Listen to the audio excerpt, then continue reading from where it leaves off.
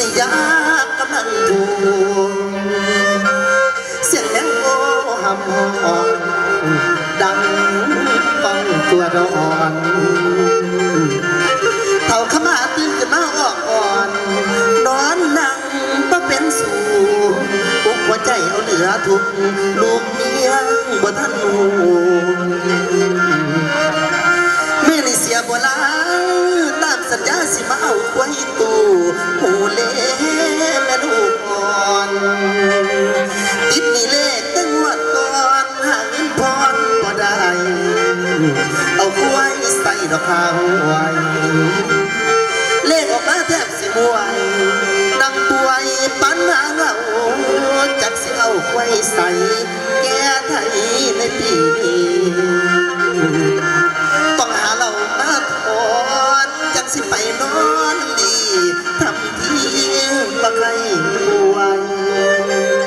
โอ้ยยามดวงน้องดวงป่วย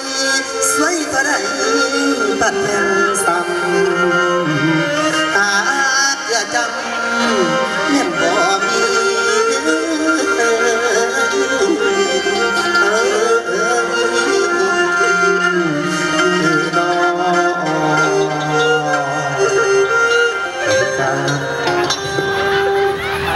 โอ้ยพี่น้องเอ้ย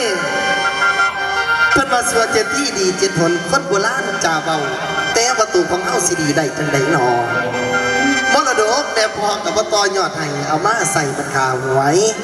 เหลือดินเดียวอยู่ฟังห้วยกับกล้วยดอนหมูเล่กว่าสิเทเบิดตักคักหลายปันใดโอ้ยอันผู้ขานี่ก็มักเลขมักเบอร์สนองพี่น้องเอ้ยอันซื้อย่ำใดก็บ่ถูกนำเอาจักเที่ยอันบอกแล้วมื้อนี้บักเสียโบราณมันสิมาทวงเอาเงินค่าเลขค่าหวยจ้าสิหาใส่ให้มันสิได้ดอกว่าได้มีเงินให้มันพอบาทแต่ว่ามื้อนี้ลูกเต่าเขาฟังสิไปเกี่ยวข้าวเกี่ยวน้ำว่าสิไปหาแตงแล้วอยากได้กินใบทะลุทะเต่าสะกอนจะปลาจะเปียอยู่ทางไหนล่ะ